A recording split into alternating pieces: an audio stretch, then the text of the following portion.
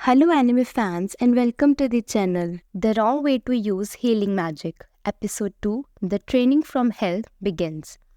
Last episode में हमने देखा कि रोज उसातो को रेस्क्यू सेंटर ले आती है। उसातो की पावर जानने के बाद अब बारी थी उसकी ट्रेनिंग की। एपिसोड की स्टार्टिंग उसातो के उठने से होती है और तभी उसे मिलने के लिए काजुकी और सुजुनी आते हैं। वो उसातो को ठीक देखकर खुश होते हैं। वो एक दूसरे को बताते हैं कि उनकी ट्रेनिंग आज से शुरू होगी, जिसके लिए वो बिल्कुल तैयार है। उसातो की पॉजिटिविटी देखकर काजुकी अपनी बेस्ट देने के लिए सोचता है और फिर काजुकी और सुजुनी वहाँ से चले जाते हैं। रोज उसातो को कहती है कि वो जब चाहे अपने दोस्तों से मिल सकता है, लेकिन ट्रेनिंग के टाइम पर नहीं। अगले सीन में ट्रेनिंग की शुरुआत होती है। रोज उसातो को एक बुक पढ़ने के लिए देती है जिसमें उनकी दुनिया, किंगडम और डीमन के बारे में कुछ बेसिक इन्फॉर्मेशंस थी। अगले दिन यानी डे 2 उसातो की ट्रेनिंग शुरू होती है। उसातो तब तक भागता है जब तक वो थक कर गिर ना जाए। रोज उसे अपने हाथ से हिट करती है, लेकिन उसे दर्द नहीं होता, बल्कि उसका दर्द ठीक हो जाता है। असल में रोज अपनी हीलिंग मैजिक का यूज़ करती है। डे 4 पर उसातो बाकी टीम मेंबर्स के साथ रनिंग प्रैक्टिस करता है। वो सब उससे काफ़ी तेज थे।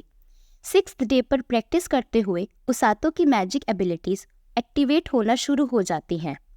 अब जब भी उसातो को ट्रेनिंग करते हुए कोई चोट लगती या उसके पेन होती तो उसकी मैजिक एबिलिटीज़ एक्टिवेट हो जाती और वो उसे हील कर लेता था।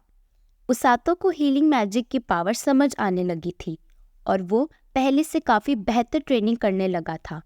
जैसे जैसे दिन बीतते जा रहे थे, उसातो की ट्रेनिंग और मुश्किल होती जा रही थी और उसकी मैजिक एबिलिटीज़ भी बढ़ती जा रही थी।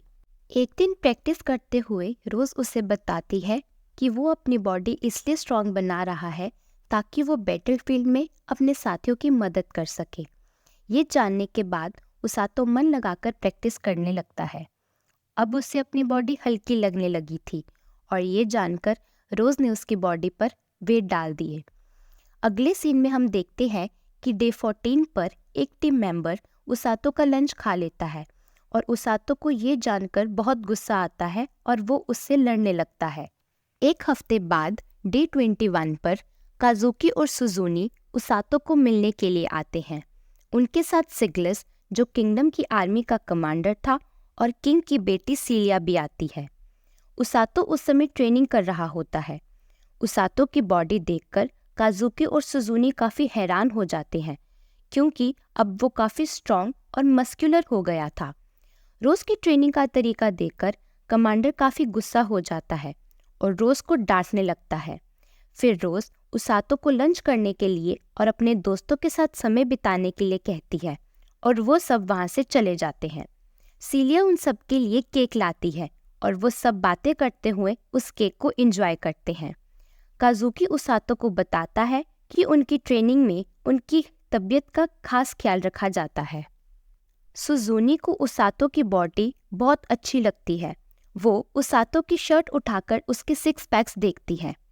तभी काजुकी उसातो से पूछता है कि उसकी ट्रेनिंग कैसी चल रही है, तो उसातो उसे बताता है कि पहले पहले उसका यहाँ से भागने का मन करता था, पर अब उसे यहाँ मज़ा आने लगा है। अगले सीन में उसातो और एक टीम मेंबर के बीच लंच के पीछे फाइट दिखाई जाती है, जिसे देखकर काजुकी, सुजुनी और सीलिया डर जाते हैं, लेकिन वो सोचते हैं कि शायद ये उसके डेली रूटीन का ही पार्ट है। रात में नहाते हुए उसातो रियलाइज़ करता है कि उसकी बॉडी में काफ़ी चेंजेस आ गए हैं। उसकी ट्रेनिंग और उसकी एबिलिटीज़ ने उसकी बॉडी काफ़ी स्ट्रॉन्ग बना दी है। अगले दिन रोज़ उसातो को किंगडम के बाहर एक पहाड़ी पर ले जाती है और उसे किंगडम के जंगल दिखाती है। उस जंगल को डार्कनेस ऑफ किंगडम भी कहा जाता था, क्योंकि वो जंगल खतरनाक मॉन्स्टर से भरा हुआ था।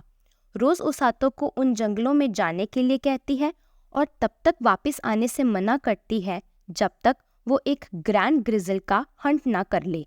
असल में जब एक ब्लू ग्रिजल 100 साल तक सरवाइव कर लेता है तो वो एक ग्रैंड ग्रिजल बन जाता है। ये सुनकर उसातो घबरा जाता है और उसे ये करने से मना करता है, लेकिन रोज़ उसातो को जंगल में फेंक देती है और इसी के साथ एपिसोड खत्म हो जाता है। अगर आपको हमारी वीडियो अच्छी लगी तो लाइक एंड सब्सक्राइब करें ताकि आप हमारे चैनल के साथ जुड़े रहें।